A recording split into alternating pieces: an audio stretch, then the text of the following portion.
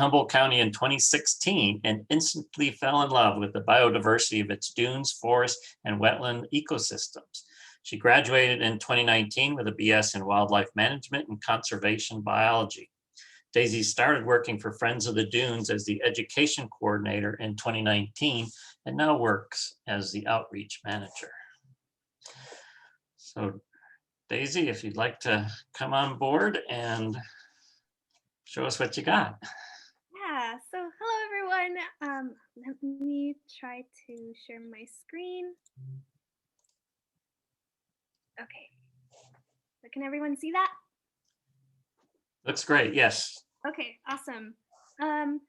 So hello everyone, my name is Daisy Ambriz-Peres, and I'm gonna talk a little bit about Western snowy plovers.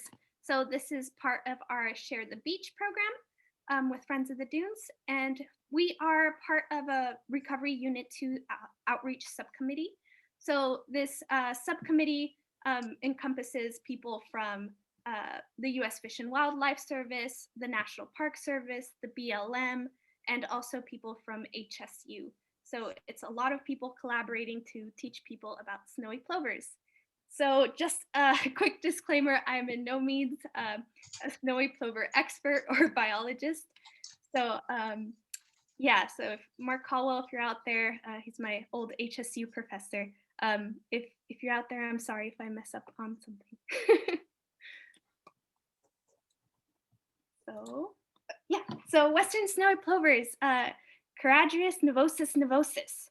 So they live all along the Pacific coast from Washington to Oregon, California, all the way to Baja California, Mexico.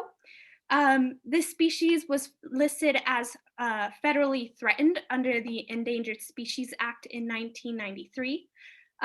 The recovery unit plan was released in 2008, and basically they subsectioned this entire area, their population, into 6 different recovery units.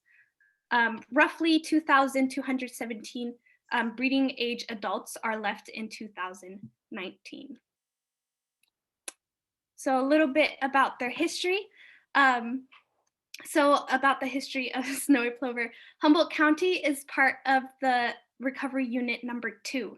So we are there along with Del Norte County and also Mendocino County. Recovery units to target population, we want at least a minimum of 150 breeding adult birds for a consecutive of 10 years. So when we have that, hopefully we will be deemed as a recovered unit, even though from what I've heard is that the snowy plover will most likely never really reach those numbers. And even if they do, we will still have to help manage areas for them. In 2019, Recovery Unit 2 had a total of 72 breeding adults. So since 2012, the population trajectory has been positive and relatively like a steep linear incline in the population. But some researchers have described this unit as async. So basically, the population can only be sustained through immigration, and most of the immigration comes from Oregon. So here are some locations of the Recovery Unit 2. We see some in Humboldt County. We see a lot of breeding birds in Big Lagoon, South Spit, Clam Beach. So yeah, all along the coast here. At least at some point in the last 20 years, plovers have either nested, wintered, or both in the locations on the screen. So now a little bit of their natural history, breeding season. So right now it's baby making time for a lot of birds and insects and everything. So courtship begins in February. So that's when the male tries to woo the female. First nests are laid in mid-March, and the breeding season extends all the way to September. So March to September. So here in the picture kind of shown is a male bird on the right and a female bird on the left. So the males are the ones that pick and choose locations to make their little nests, which are technically called scrapes. So he does this by leaning forward and kicking sand, kind of scraping the sand with his feet, spinning in a circle until he's created this little bowl, just like in the picture shown right there. He makes multiple of these bowls, and then females choose which scrape she likes best to lay her eggs in. They're very resourceful birds.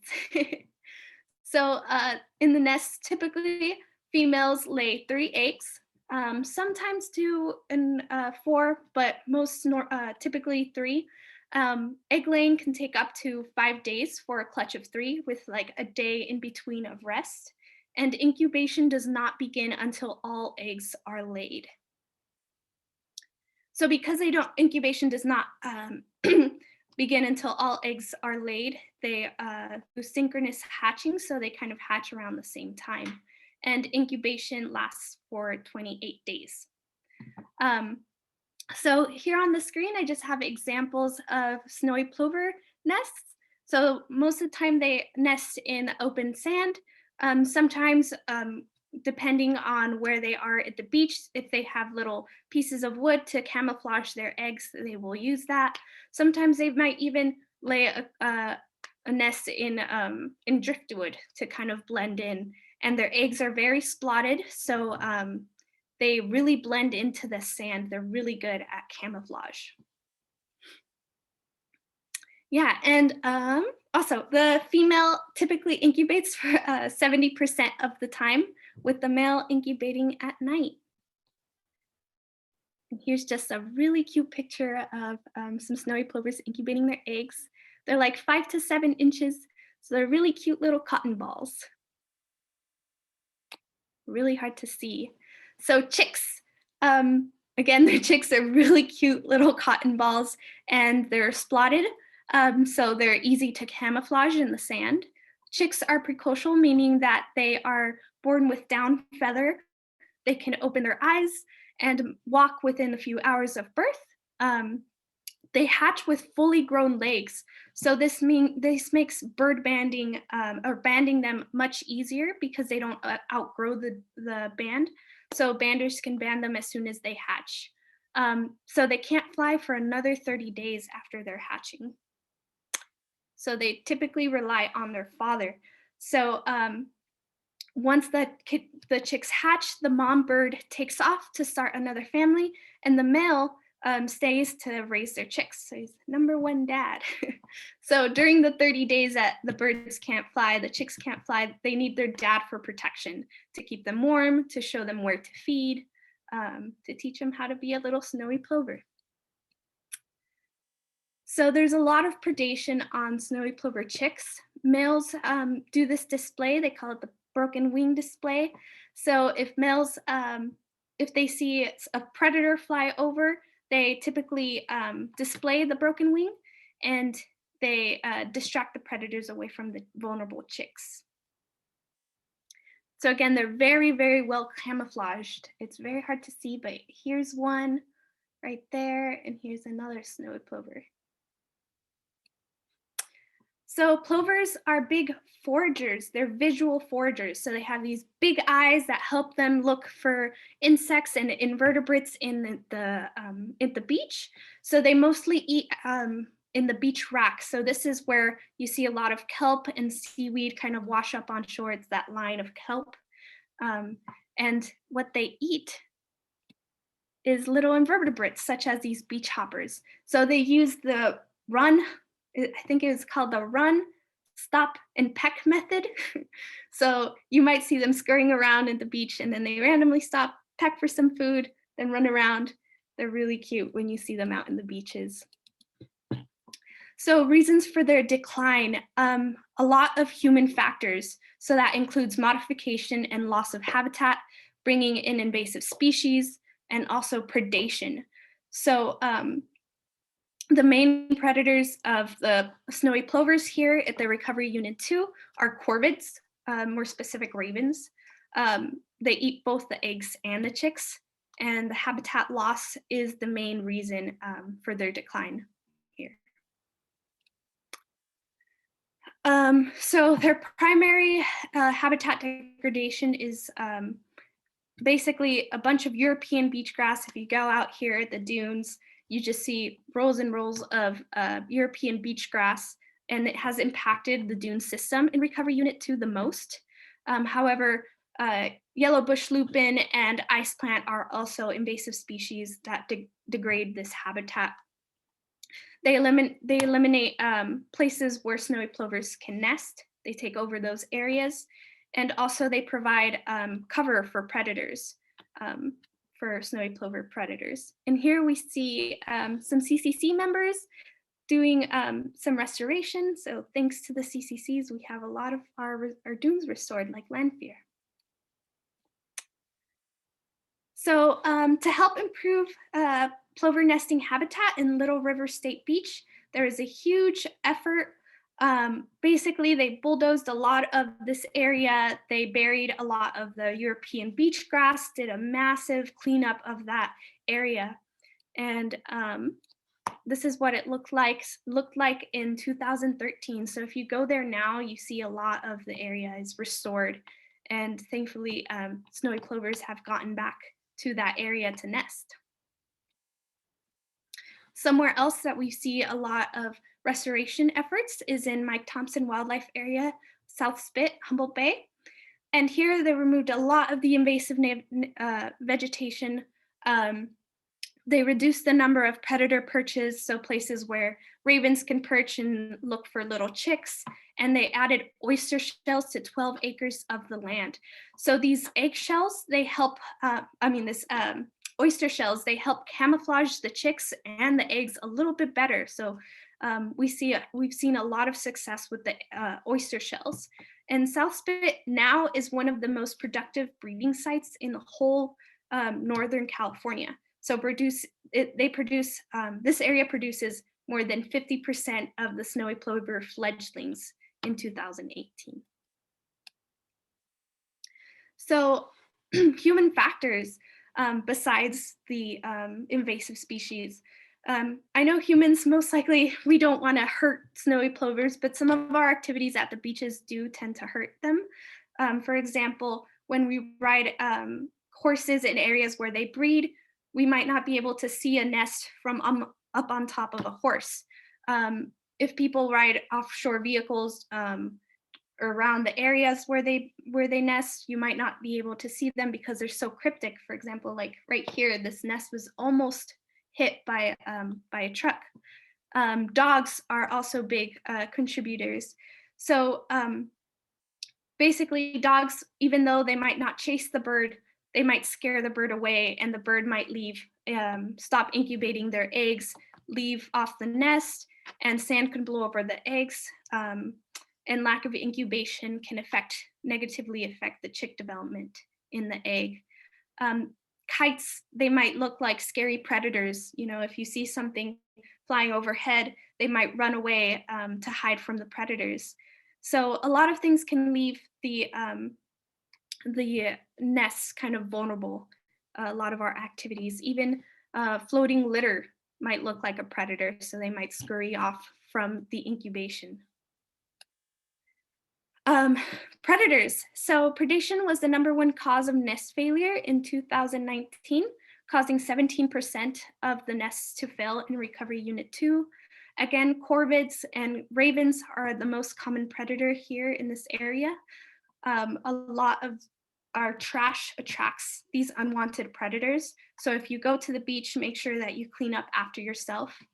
When plovers are forced to leave their nests over and over again because of a person or a pet gets too close, they start to leave kind of a bullseye track that corvids can see flying overhead. So it takes away that camouflage that they really need. So management efforts, predator and humans. So now in some areas, we put up plover protection areas. So they're symbolic fencing, and it's basically just this rope that kind of fences off the nesting area. And it's very symbolic fencing. Anyone can honestly like hop over it. But as soon as you know, like, hey, I shouldn't be in this area, most people don't go. And it's really helped with people staying away from those areas. So this fencing goes up in March and is taken down in September at the end of the breeding season. So next, nest exclosures. So these exclosures were used in the past. Nest exclosures have positively, or they positively influenced the hatching success. So what happened is that they would exclose the area from predators, so that the eggs themselves, they would survive and they would hatch.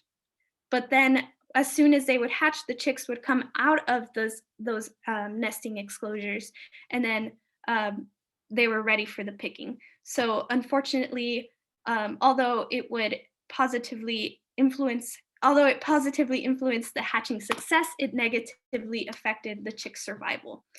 So again, predators were able to find the exclosures, and sometimes they would just wait there until the chicks would hatch and run out of the cage, and then they would just pick them off.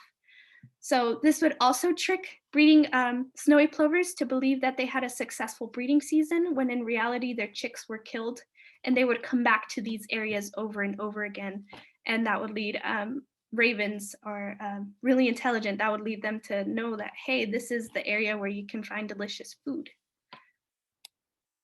So yeah, those were no longer being used. And monitoring populations, that's something that we're doing. This is how we know whether our recovery efforts or some of our plans are working or not working. We have a lot of people doing surveys. When chicks hatch, researchers come and ban them. So again, their legs are fully developed, so we are able to ban them as soon as they hatch. And they normally have 4 bands on their legs of different colors. And people can know, researchers can know the individual based on the color pattern. So the bands are read left to right, top to bottom. So the best way to monitor a snowy plover population is by calculating the fledgling success, not the hatching success. So how many of those chicks become adults, breeding adults? That's how you successfully measure population growth. So this is where I come in, education and outreach, the Recovery Unit 2 Outreach Committee, specifically Friends of the Dunes, hires Share the Beach interns, and we're currently hiring 4 Share the Beach interns. So if anyone is interested, go to the Friends of the Dunes website and apply. So these interns are stationed at beaches during the summer breeding season, and they educate the public on snowy plovers and the breeding seasonal rules. So they hand out flyers, educational pamphlets. The more people that learn about the natural history of the snowy plover, the more people that know that the snowy plover is out there and that they need our help, the more likely they are to follow the rules and protect them. So what can you do, or what can I do to help?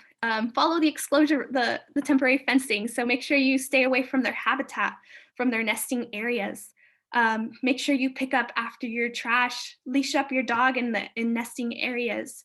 At the Friends of the Dunes website, there's also a map where it tells you which properties dogs are allowed, which properties dogs are allowed off leash or on leash. And if you're overall, just share the beach. So make sure that if you go to the beach, that you stay in the dry, sandy area. Wet, sorry. Make sure you stay in the wet, sandy area. So this is nesting habitat right here up against the four dunes. Here's the rack line where they feed. So make sure you kind of stay away from this middle section, the nesting area, and stay in the wet sand. So I just wanted to give a huge plug in here. The legend, the old man. So orange, red, yellow, red, that's his band color. He's a famous little old snowy plover. So he's turning 20 years old in June. 20, that's insane. He's the oldest snowy plover on record. Most snowy plovers don't live past their first year. So for him to be 20 years old is just incredible. Actually, Friends of the Dunes is hosting a Naturalist Notes webinar series. And if you go to our website, friendsofthedunes.org, you can learn more about that. This Wednesday coming up, Mark Caldwell is going to do a webinar on the oldest snowy plover. So yeah, learn more about the old man. And yeah, thank you everyone. Just remember to share the beach. The beach is not only there for us, but for all the other critters that use it as well. And yeah, thank you. Daisy, Daisy, that was great. Great photos there, and loved learning all about it, especially this road runner on your last show here. Yeah. We did have some questions. I know you mentioned that there was a 42% reduction, I think it was in 2007. Do you mean that from prior years, or something happened that year? From prior years, I'm not entirely, I think there's weather that contributed to that, but I'm not entirely sure. Okay. Mhm.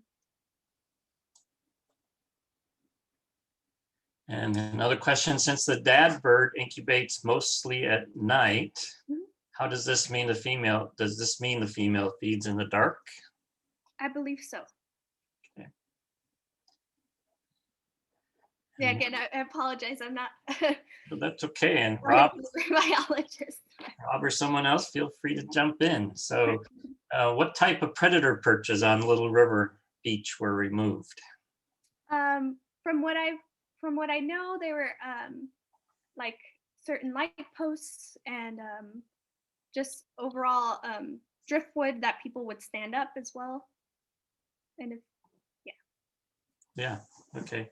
And you do see that fairly often, comes in every year. So, and then during the breeding season and when the plovers are running to the kelp line to feed, should we give them a wide berth, or would that indicate to the ravens that there might be plovers in the area and turn around until they are safe in the dunes? I think you answered that with your diagram there. yeah, so make sure you give them plenty of space and play in the wet sand area. Make sure you leave that that rack line just free for them to feed. Because it takes a lot of energy for snowy plovers to run around and feed. So we want to make sure that they have the opportunity. Here's a stumper for you. What is the evolutionary advantage in being born with adult-sized legs? I'm not sure. Probably just they can run away from predators faster. Sounds good. That's what I would imagine. They definitely look very cute with their long legs. Okay, and then in the chat, Janelle mentions that she'd like to share a link where students can apply for the snowy plover outreach stewardship positions. Can you tell me where to find that? I don't see it on the website. I guess that's... Yeah, so it's on friendsofthedunes.org, and it should be, there's the main menu, and it should be under more, and then I think it's job opportunities. Okay, great. And then tell us again, when is the breeding season? So the breeding season started in March, and it extends all the way to September, so basically all of the summer season. And actually September is a great time to go out and look on the beaches if you're interested in seeing snowy plovers. Just make sure you look at them from afar. Yeah, and for the Share the Beach internship, the application is unfortunately closing this Monday.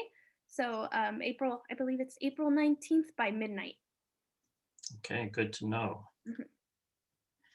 Is there any sort of previous experience or age requirements for students interested in the internship? And what about the age range for that? Age range, I would say, I mean, I would expect high schoolers, honestly, if they show an interest and a passion for education and interpretive environmental interpretive.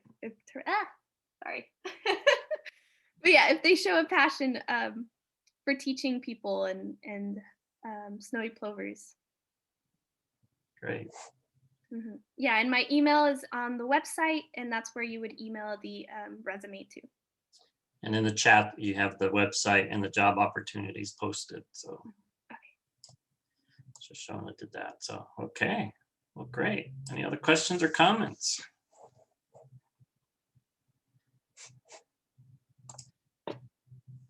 done a great job. We know a lot more now about snowy plovers. Yeah. Maybe we can non-harassingly go out and see some. Mhm. So, all right. Yeah, definitely a treat to see them. They're like cute little cotton balls running around. Definitely, yes. All right, well, thank you. We'll end the session again. Remember to sign in again at 4 o'clock for our shorebird fly off at the Arcata Marsh. Anything, Rob, you want to announce about that? He's out on, Oh, here I am. you're not hiking around. Yeah, remember that you could watch it also on Facebook Live, also, if you prefer to do it that way. And I'll be seeing all the comments and stuff while they come in and can reply while they come in and such. Or you could watch it on the Zoom platform here, since Bob will be sharing the screen. And we'll plan to start that right at 4 p.m., I believe. So. And is that with the outgoing tide? Is that what? No, that's going to be the incoming tide. Oh, incoming tide. Okay. Yeah, and I can't remember what time. I think 5:56 is going to be the high tide, and I think it's going to be a lower high tide today. So it should be pretty interesting. But by the time we start, it should be about 4 feet, 4 foot tide by then.